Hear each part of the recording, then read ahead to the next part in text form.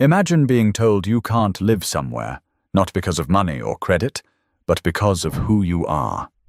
That's what happened to Vanessa Coleman, and her response changed everything. You don't forget the moment someone tells you that you don't belong. It came in the form of a short letter tucked into a plain white envelope. No raised voice, no direct insult, just a few cold lines that carried enough weight to crush months of anticipation. The letter was from the Homeowners Association of Willow Bend Estates in Plano, Texas. Vanessa had been eyeing one particular home on Ashcroft Drive for months, a 2-story brick property with a wraparound porch and an oak tree stretching tall in the front yard. She'd toured it twice, measured the living room walls for the art she wanted to hang, and even pictured Sunday dinners spilling out onto the patio with her nieces and nephews laughing in the background. She had the money. She had the credit. She had the stability that most buyers only dreamed of. So when the rejection came, it didn't make sense. Not at first. The letter read, "After reviewing your application, the association has determined that your purchase request does not align with the long-term community fit we are striving to maintain. We appreciate your interest in Willow Bend Estates community fit." Those 2 words burned. Vanessa sat at her dining table, the letter crumpled in her fist, staring at the framed photographs on her wall. Her parents, who had worked themselves to the bone to give her a life they never had. Her college graduation, where she was the first in her family to walk across the stage. Her company's award ceremony, where she had been named Marketing Executive of the Year. Every one of those moments proved she belonged wherever she chose to be. And yet here she was, rejected for something she couldn't quite put her finger on. But she knew exactly what it meant. That evening, she called her younger brother, Anthony Coleman, who lived in Dallas. His voice crackled through the speaker. "Wait, hold on," Anthony said. "They actually wrote that? Community fit? That's what it says. That's just code, Vanessa. They're not even trying to hide it." She sighed, rubbing her temple. "I don't get it. I've worked for this. I planned for this. Why does it feel like the goalpost keeps moving?" Anthony's tone softened. "Because it does. But maybe this isn't the end of the story.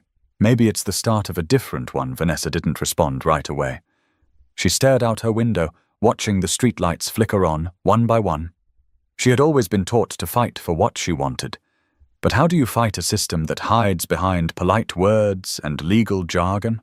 The next morning, she drove back to Willow Bend Estates. She parked across from the house she wanted and just sat there, hands gripping the wheel. Kids rode their bikes in lazy circles. Sprinklers ticked across manicured lawns. A woman with blonde hair clipped in a neat bun jogged by, her eyes glancing at Vanessa's car for a second too long before flicking away. Vanessa whispered to herself, "I don't think they ever wanted me here."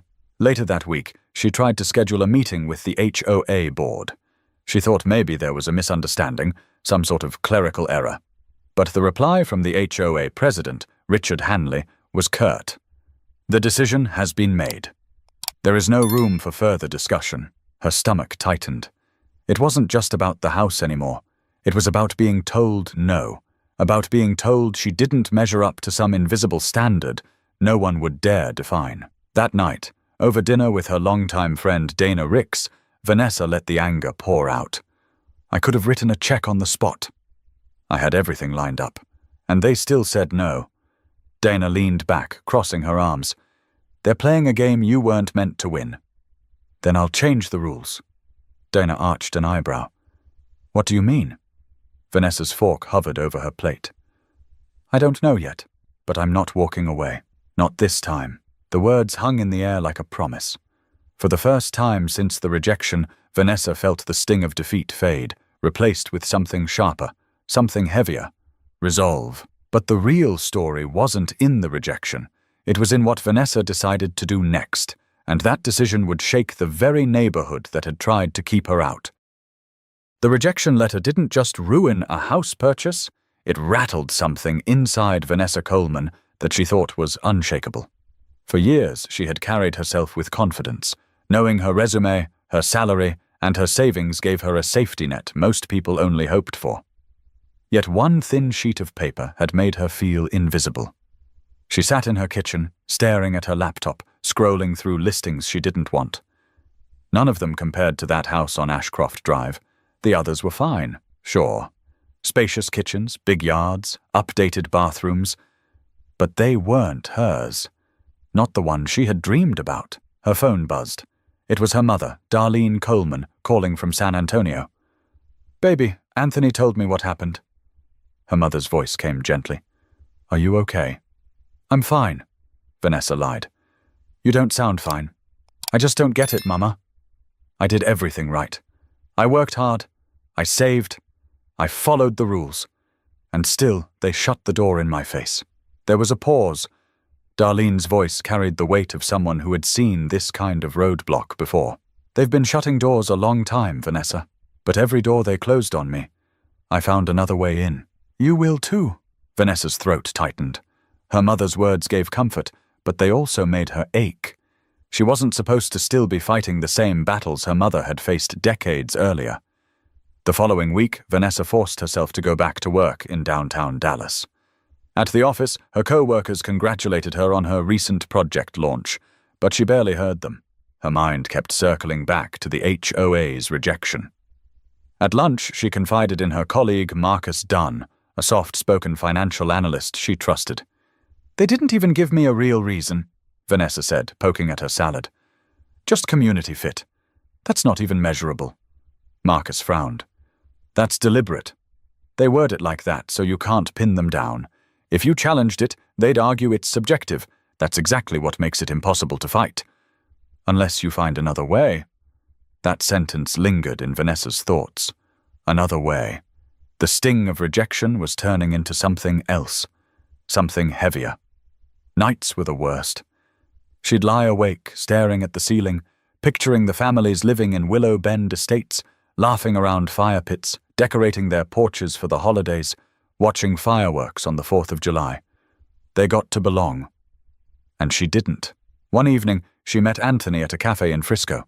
He was waiting with 2 coffees, his expression somewhere between protective and frustrated. "Vanessa, I hate seeing you like this. I know what it feels like. But you can't let them win." She let out a bitter laugh. "Feels like they already did. Not if you flip it on them. Think about it. They don't want you in there. Fine. But what if you bought the place next to it? Or another one down the street? They can't stop you from buying outright if it's on the open market." Vanessa blinked. "What are you saying?" Anthony leaned forward. "I'm saying they don't own you. And they don't own the neighborhood. You could play this game smarter than they ever imagined." At first, she dismissed the idea. Buying one house was stressful enough. How could she possibly think about multiple? But the seed had been planted, and it refused to die. Later that night, she journaled her thoughts, scribbling until her hand cramped. She wrote about fairness, about her parents' sacrifices, about how she had worked every late night and fought for every promotion. She deserved the life she wanted, and she wasn't going to ask permission anymore. The next day, she called Dana. "Remember what I said about changing the rules?" "Yeah," Dana replied. "You sounded like a woman with a plan." Vanessa hesitated, then spoke carefully. "What if instead of fighting for one house, I bought 3? What if I didn't just live there? What if I owned part of the neighborhood?" There was silence on the other end before Dana broke into laughter. "You're serious?" "I am." "Vanessa, that's bold. That's risky. That's the only way they'll ever understand I belong." That was the first time Vanessa admitted out loud what she had been circling around for days. She didn't just want in. She wanted control. The idea scared her, but it also electrified her. Her dream of living in that community hadn't disappeared. It had transformed. But deciding to fight back was only the beginning. Figuring out how to pull it off would test her patience, her network, and even her belief in herself. Before she could move forward with this audacious plan, Vanessa found herself reflecting on the journey that had brought her here. If she was going to risk so much, she needed to remind herself why she had fought so hard for stability in the first place. Growing up in San Antonio, Vanessa had watched her parents juggle long shifts to keep food on the table. Her father, Charles Coleman, worked as a city bus driver, often waking before sunrise. Her mother, Darlene, took on 2 jobs, mornings at a dry cleaner and evenings cleaning offices downtown. They never complained in front of the kids, but Vanessa remembered overhearing their quiet conversations late at night, voices heavy with exhaustion. It was during one of those nights, hiding at the top of the stairs, that Vanessa had made a silent vow. I'll make life easier for them one day. Her childhood home wasn't fancy. It was a modest 1-story with peeling paint and a yard her father struggled to keep green. Still, her parents took pride in it. They believed in ownership, even if it was small, even if it wasn't perfect. It was theirs.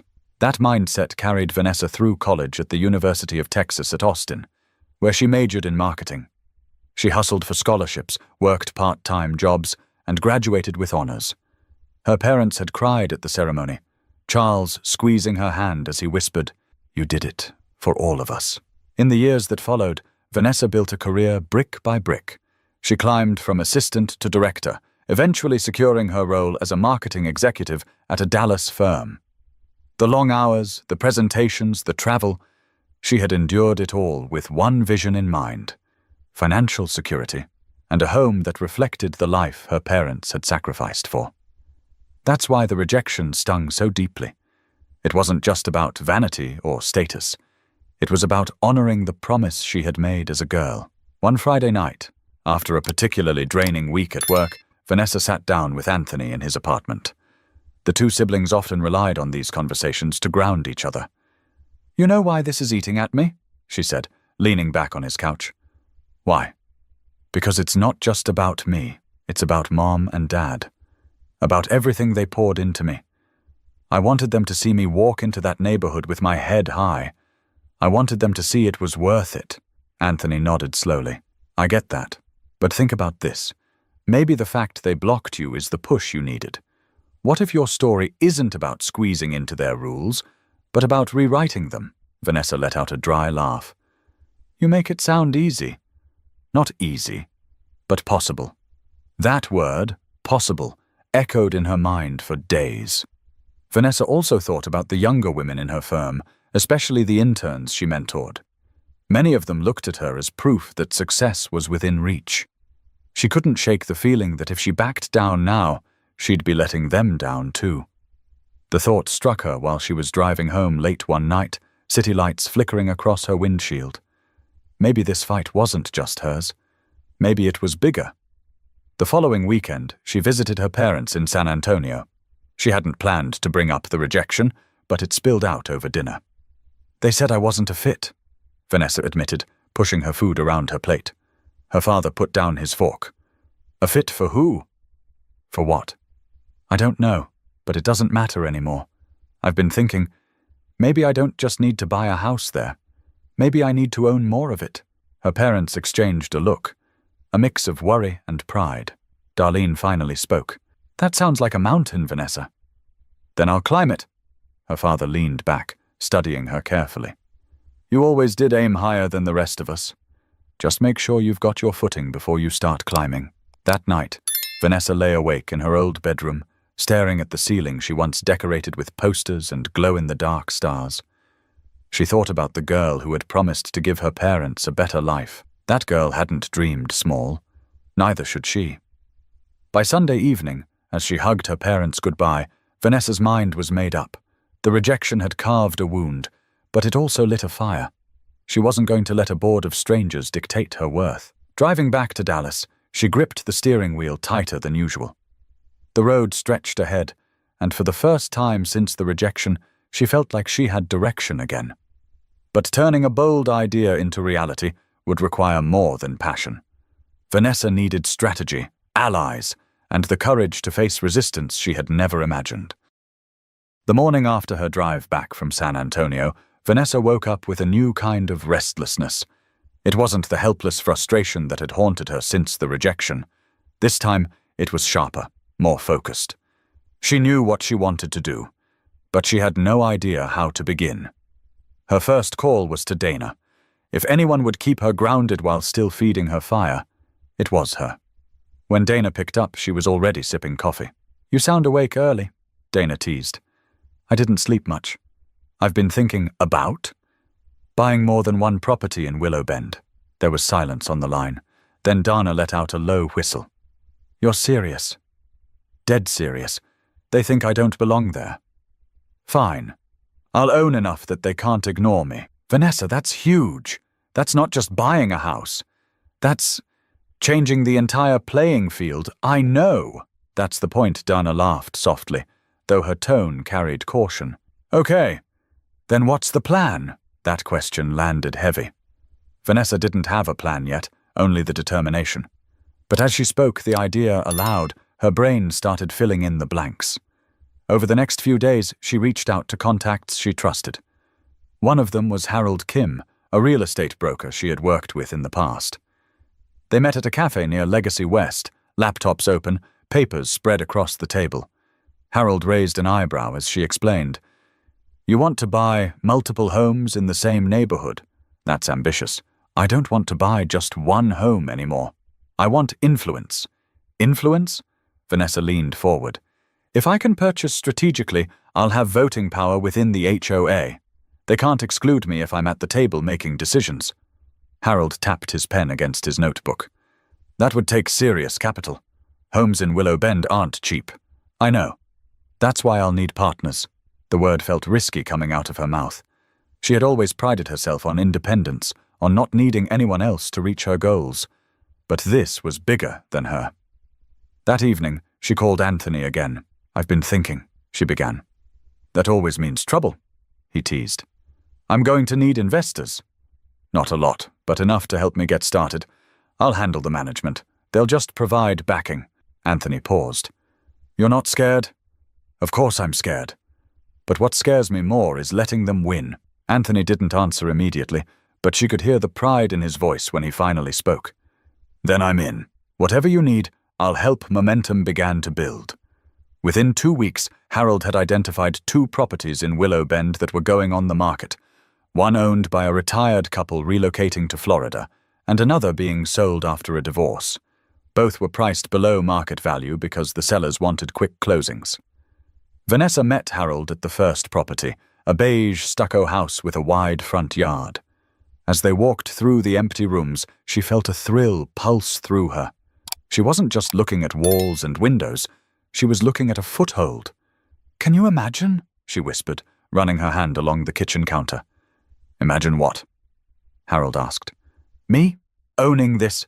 Them having to send me the HOA mail? She smiled for the first time in weeks. That night, she met Dana and Anthony at her apartment. Papers littered her dining table, contracts and financial projections stacked high. Dana studied the spreadsheets. This is real, Dana said. You're really doing this? Yes. And once you buy, then what? Then I buy again, one step at a time. Every property is leverage. They talked late into the night, sketching out possibilities, risks, and contingencies. At one point, Anthony leaned back and shook his head. You know what you're about to do, right? Vanessa raised an eyebrow. You're about to take over an entire neighborhood. The words made them all laugh, but the laughter carried weight, because it wasn't just a joke. It was the truth. The next morning, Vanessa wired the earnest money for her first offer. As she clicked submit, a shiver ran through her. Half fear, half excitement. The rejection that had once humiliated her was now the fuel pushing her into uncharted territory. She whispered to herself, they said I didn't fit. Let's see how they feel when I own the place. But buying the homes was only the first hurdle. Winning the neighborhood's respect and forcing the HOA to face her would prove far more complicated. The first offer went through faster than Vanessa expected. Within a month, the beige stucco house on Willow Bend's west side belonged to her. Signing those papers didn't just feel like closing on a property, it felt like reclaiming dignity. But as thrilling as it was, she knew one house wouldn't give her the leverage she wanted. She needed more. Harold, ever the realist, reminded her over lunch at a sandwich shop in Plano. One property doesn't give you voting power on the board, he said, stirring his iced tea. I know, Vanessa replied, but it's a start. You'll need at least 3, maybe 4 to have influence. That's assuming you get allies among the current residents. Vanessa smirked. Allies will come later. For now, I'm focusing on ownership." Her determination caught Harold's attention. He leaned forward, lowering his voice. "Then you're going to have to move quickly. Homes here don't stay on the market long." "Find me the next one," she said firmly. Over the following weeks, Vanessa's evenings were consumed by walkthroughs, negotiations, and paperwork.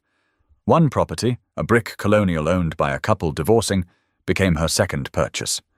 Another, a smaller ranch-style house, came after she negotiated directly with a seller tired of dealing with the HOA's strict rules. Each closing chipped away at the barrier that had once excluded her. Anthony, who had pledged to help from the start, became her unofficial partner. He was the one who reassured her during late-night calls when the stress threatened to overwhelm her. "You're not crazy," he told her one night. "I feel crazy," she admitted. "What kind of person decides to buy multiple homes just because a board said no?" Anthony chuckled. "The kind of person who refuses to be told where she does or doesn't belong. That's not crazy." That's power. Donna, meanwhile, handled the role of skeptic. Over coffee, she raised the questions Vanessa tried not to think about. What if you run out of money? What if the HOA blocks you in ways you can't see yet? Vanessa sighed. I've thought about that. And I'm prepared to risk it. I'd rather go down swinging than walk away quietly. Her voice shook slightly when she said it, but Dana saw the conviction in her eyes. By the time Vanessa owned her third property, neighbors had started noticing. Some greeted her politely when she pulled into driveways, but others stared too long or whispered across lawns. It wasn't lost on her. She could feel the weight of their curiosity and their judgment. One Saturday afternoon, while Vanessa stood in the driveway of her newest house supervising repairs, an older neighbor approached. His name was Edward Lawrence, a retired engineer whose gray hair was trimmed neatly above his collar. "You're the one buying up these homes," he said, his tone neutral but sharp. "Yes," Vanessa replied, meeting his gaze. "You plan on flipping them?" "No, I plan on staying." Edward studied her for a long moment. "We take pride in this community. It's particular, I've noticed," Vanessa said dryly. His lips tightened. "Some people might say you're trying to change too much too fast." She tilted her head. "Maybe change is overdue." Edward didn't reply. He just gave a tight nod and walked away.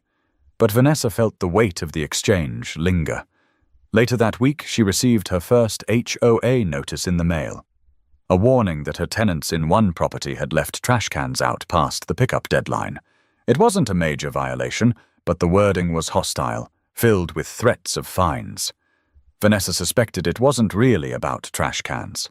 She called the number listed on the letter and asked for Richard Hanley, the HOA president. He answered with clipped politeness. "Ms. Coleman, I assume you're calling about the violation notice?" "Yes, I am. It's been addressed. But I'd like to talk about the tone of the letter." "The tone?" "Yes.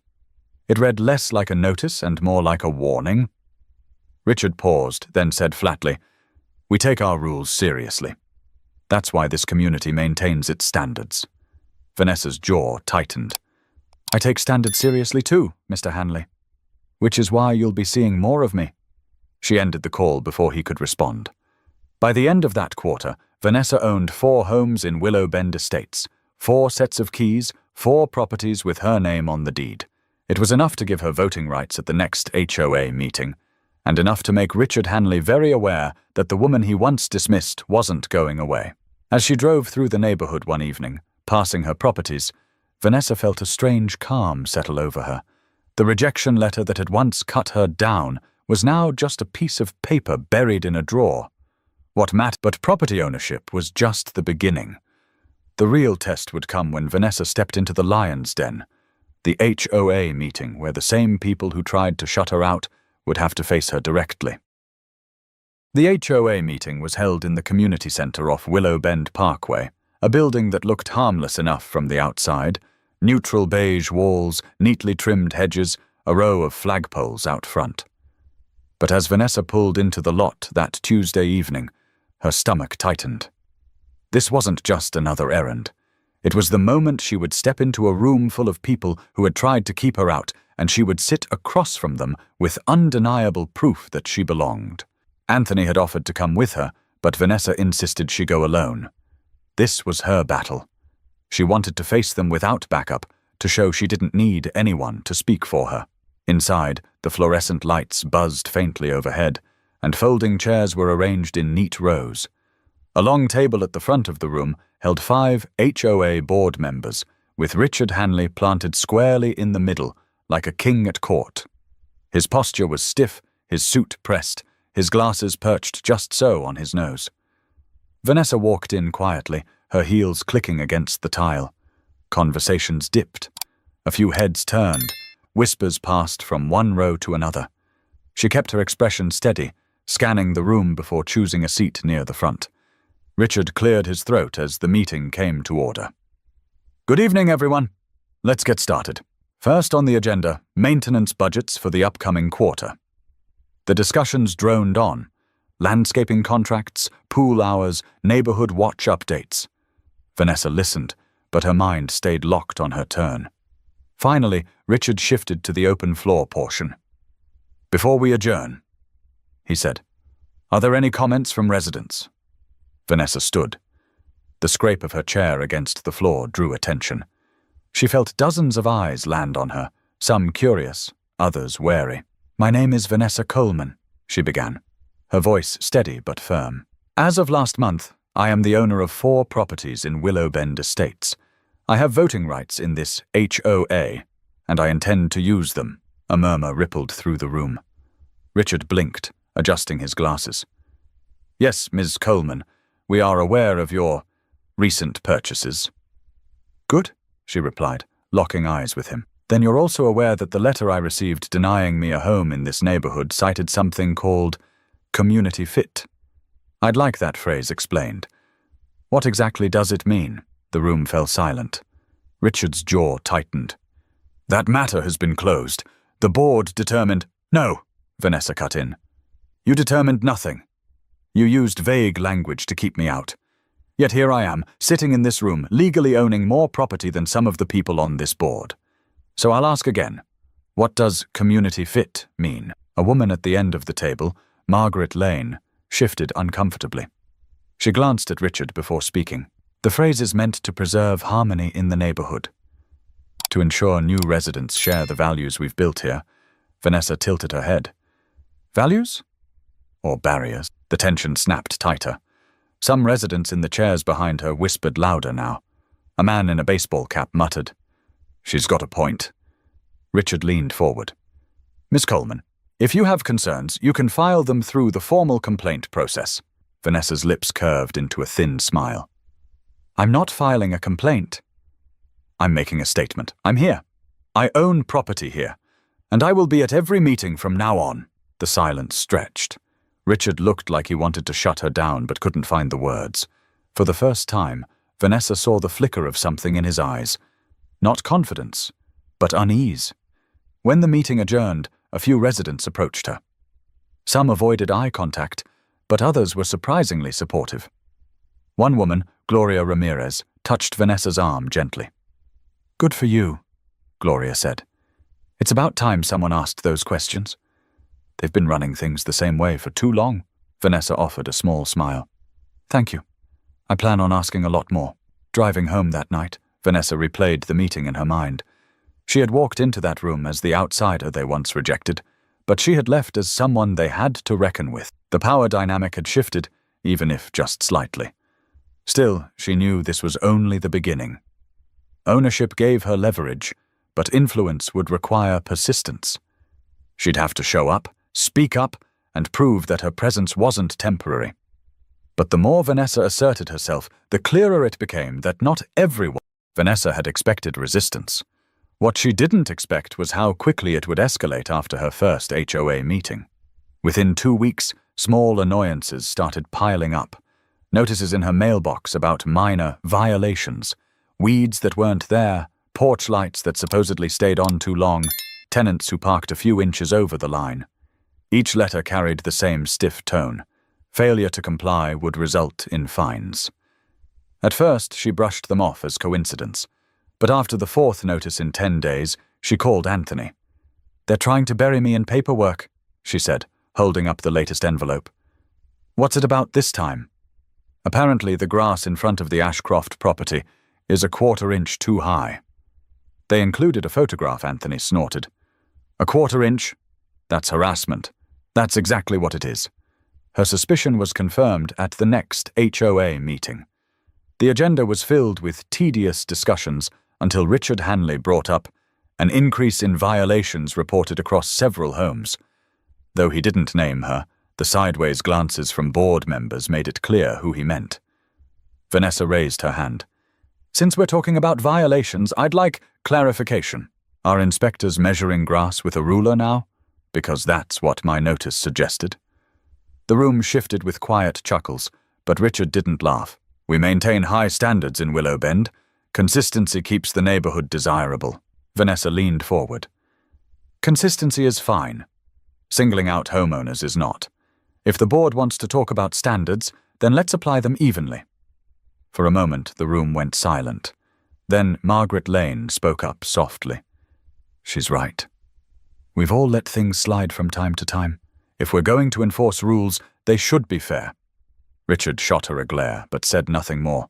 Vanessa could see cracks forming in his control. Outside after the meeting, a tall man in his 60s approached her. His name was Donald Price, a long-time resident with a reputation for speaking his mind. You gave him a run tonight, Donald said, shaking his head. I've lived here 20 years and I've never seen anyone challenge him like that. Does he always come down this hard on people? Vanessa asked. Donald smirked. Not on people he likes. The words stuck with her. Richard's enforcement wasn't about rules. It was about power. The pushback grew more personal in the weeks that followed. One morning, Vanessa found graffiti scrawled across the side of her garage. Go home. The paint was crude, the letters jagged. She stood there staring at it, her chest tightening, until a neighbor walking her dog slowed down. Terrible, the woman muttered. I'm sorry you had to see that. Do you know who did it? Vanessa asked. The woman hesitated, then shook her head. No, but it's not the first time someone's pulled something like this. Vanessa snapped a photo of the graffiti and called the police to file a report. She knew nothing would come of it, but documenting the hostility mattered. Later, when she told Dana about it over dinner, Dana's eyes flashed with anger. They want to scare you off, Dana said. Vanessa nodded. That's the goal, but it's not working. Still, the weight of the hostility pressed on her. Some nights she lay awake, wondering if she had pushed too far, if the cost of making a point was worth the toll. But then she'd think about her parents, her younger colleagues, the promise she made to herself as a girl, and the fear hardened back into resolve. The next HOA meeting brought everything to a head. Richard, clearly rattled by her growing presence, introduced a new proposal. A cap on the number of properties any single person could own in the neighborhood. He framed it as protecting diversity, but Vanessa knew exactly who the proposal targeted. She raised her hand calmly. So let me get this straight. You want to punish success. If someone invests in this community, spends money here, pays taxes here, you want to shut them down? Richard adjusted his glasses. It's about preventing monopolies. Vanessa's voice rose, sharp and clear. No, it's about preventing me. You never cared when other investors bought multiple homes, but the minute I do it, suddenly it's a problem. Why is that? The room buzzed with murmurs. Margaret looked down at her notes, clearly uncomfortable. Donald, seated in the audience, raised his voice. She's right. My neighbor owns 3 rental properties here, and nobody's ever said a word. This is targeted, plain and simple. The tension in the room was electric. For the first time, Richard looked like he was losing control of the narrative. Vanessa felt it too. A shift, subtle but undeniable. She wasn't the outsider anymore. She was a challenger, and she had allies forming around her. But Richard wasn't finished, and the harder Vanessa pushed, the more determined he became to fight back with every tool at his disposal. By the time spring rolled into Plano, Vanessa's presence in Willow Bend Estates could no longer be ignored. She wasn't just a name on deeds anymore. She was a voice, a vote, and a face that showed up at every HOA meeting. And little by little, things began to shift. The first change came unexpectedly. During one meeting, Margaret Lane raised a complaint about the cost of landscaping services. For years, the HOA had used the same contractor, a company with inflated prices and little accountability. Vanessa flipped through the financial reports, then raised her hand. "I work in marketing, not finance," she said. "But even I can see we're overpaying. Why haven't we looked for competitive bids?" The room went quiet. Richard opened his mouth to respond, but before he could, Donald Price spoke up from the back. "She's right. We've been shelling out too much money for years. Why not get a few more quotes?" Heads nodded. By the end of the night, the board had agreed to request new bids. A small victory, but one that proved Vanessa's presence carried weight. Outside after the meeting, Gloria Ramirez approached her again. "You're shaking things up," Gloria said with a smile. "Not my intention?" Vanessa replied, though she couldn't help grinning. Gloria chuckled. "Change isn't always bad." Some of us have been waiting for it. Word spread quickly. Neighbors who had once stared at her with suspicion now stopped her during walks, asking questions or offering support. A young couple with 2 children thanked her for speaking up about rising HOA fees. An older resident admitted he'd grown tired of Richard's heavy-handed tactics, but had never felt confident enough to challenge him. For the first time, Vanessa felt less like an outsider and more like a representative. But progress wasn't without tension. Some residents still made their disdain clear. One morning, she found a note taped to the door of one of her rental properties. "Stop trying to change our community." The handwriting was jagged, the ink smeared. She crumpled it up, tossed it into the trash, and carried on. Despite the hostility, the wins started stacking. After months of quiet lobbying, she successfully pushed for a review of HOA violation policies. Too many notices, she argued, were being weaponized instead of used fairly. The board, pressured by rising support from other residents, reluctantly agreed. At the next meeting, when Richard tried to push through another restrictive policy, Margaret spoke up, this time without hesitation. "I don't think this board should vote on something that hasn't been reviewed by the entire community," she said. Vanessa caught her eye, and Margaret gave the faintest nod. Later, Margaret approached her in the parking lot. "You were right," Margaret admitted. "About the violations, about a lot of things. I should have said something sooner." Vanessa smiled. It's never too late. It wasn't just meetings where Vanessa felt the change.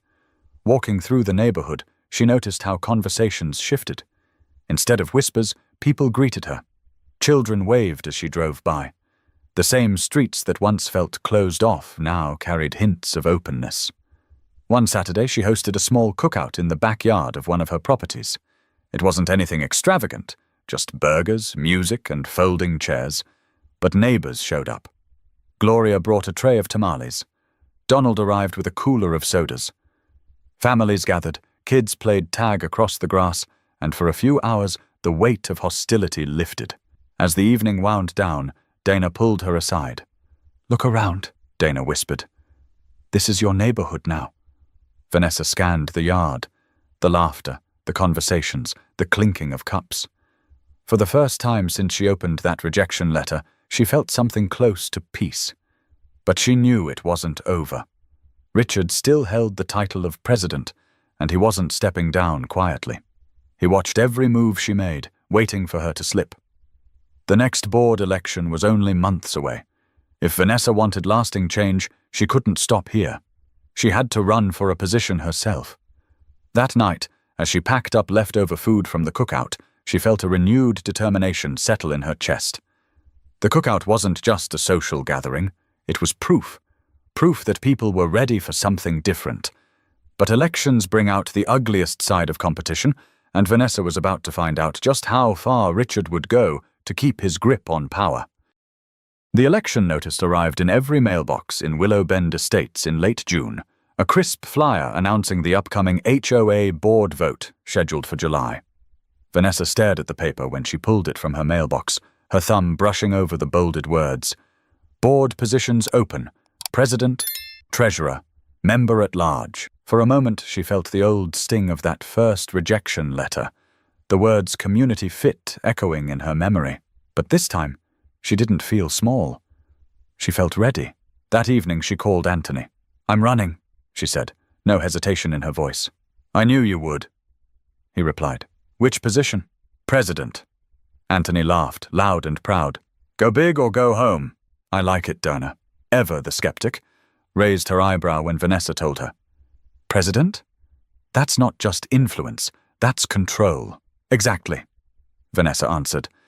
If Richard wants to fight me, he's going to have to do it head-on. Word spread quickly. Some residents were surprised, others thrilled, a few openly hostile. Richard, of course, wasted no time campaigning against her. His flyers painted him as the guardian of tradition, the man who had protected community values for over a decade.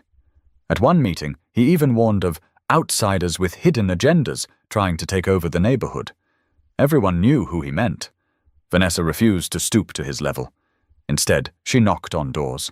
She introduced herself to neighbors who hadn't spoken to her before. She asked questions about fees, about rules, about what people really wanted for their community.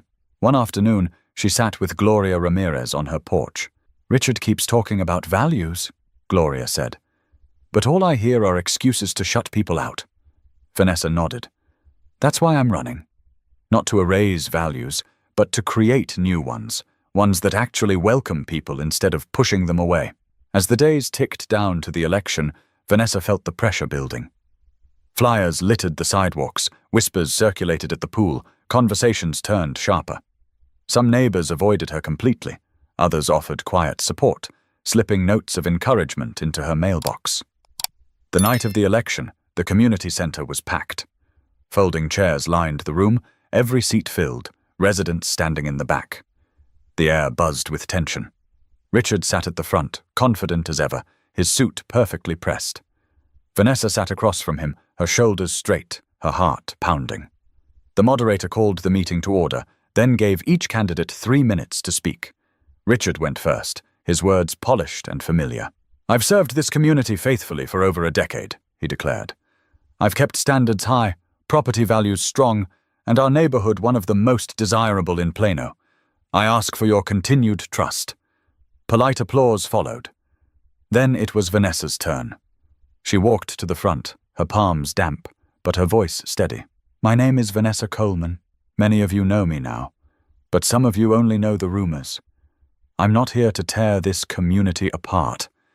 I'm here because I believe in it. I believe in fairness, in transparency, in making sure every resident feels like they belong. That means clear rules, reasonable fees, and a board that listens. I was told once that I didn't fit here, but I've proven I do. And so do you. All of you. That's the community I want to lead. The room erupted in applause louder than she expected. Richard shifted in his seat, his jaw tight. The ballots were passed out. Minutes stretched into what felt like hours as the votes were counted. Vanessa sat still, Anthony's words echoing in her head. Go big or go home. Finally, the moderator cleared his throat. For the position of HOA president, by a vote of 68 to 54, the winner is Ms. Vanessa Coleman. Gasps filled the room. Some clapped, others muttered under their breath. Vanessa sat frozen for a moment, the weight of the words sinking in. She had done it. As she walked to the front to accept the position, she caught Richard's glare. His face was pale, his hands clenched, but he couldn't stop it. The days after the election felt different. For the first time since that rejection letter landed in her mailbox, Vanessa walked through Willow Bend Estates with her head high, not as an outsider, but as the elected president of the HOA. Neighbors waved, some warmly, others stiffly, but they waved. Even the silence from those who disapproved didn't sting anymore. She wasn't here to please everyone. She was here to lead. Her first meeting as president set the tone. Vanessa sat at the center of the long table, where Richard once presided, and looked out at a room full of expectant faces. She began simply. We're not here to control people. We're here to serve them. From now on, this board will operate with transparency, fairness, and accountability. There were murmurs, but they weren't hostile. People listened, and that alone was progress. One of her first actions was to review the violation policy. She proposed a fairer system with warnings before fines and equal enforcement across all properties. When Richard, now sitting in the audience, tried to argue, Vanessa didn't raise her voice. She simply pointed to the inconsistencies in past records. Numbers don't lie, and neither did her steady tone. Soon after, she arranged community events meant to bring people together rather than pit them against each other. A summer block party, open to every family.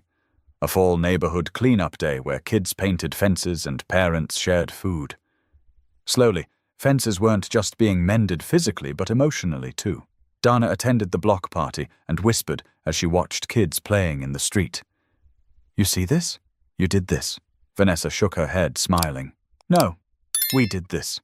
Everyone who chose connection over division. Even Margaret Lane, once a quiet enabler of Richard's leadership, stood at Vanessa's side during these events, pitching in, handing out flyers, and encouraging participation. Seeing someone like Margaret cross that bridge showed Vanessa just how powerful one act of persistence could be. But not everything was smooth. Richard continued to mutter from the sidelines, challenging her decisions, filing petty complaints. Yet the louder he tried to resist, the more isolated he became. His once iron grip on the board slipped away, not with dramatic clashes, but with the quiet erosion of support. One evening, while walking past the house on Ashcroft Drive, the very home she had once been denied, Vanessa paused at the curb. She didn't own that house, but it no longer mattered. She owned 4 others in the neighborhood, and more importantly, she owned her place there. Anthony joined her that night, parking his car beside hers. He got out, folded his arms, and looked at the house. "Funny, isn't it?" he said. "What is?" "You wanted this house." They said no, and now you've got the whole neighborhood listening to you. Vanessa exhaled, a smile tugging at her lips. Life's ironic that way. Sometimes the no is the push you need. They stood there in silence for a moment, both taking in how far she had come. The lesson wasn't about property or power, it was about refusing to accept someone else's definition of belonging. Vanessa had turned rejection into fuel, prejudice into persistence, and silence into a voice that couldn't be ignored. And as she walked back to her car, she thought about all the people watching her story unfold. Colleagues, neighbors, young women who once doubted their place in the world. She hoped they'd take this truth with them. Sometimes the walls people build aren't meant to keep you out, but to see how determined you are to break through. So, if you've ever been told you don't fit, remember this story. Remember Vanessa Coleman, who took rejection and turned it into leadership. Don't stop at the closed door. Knock again, push harder, or build your own way in.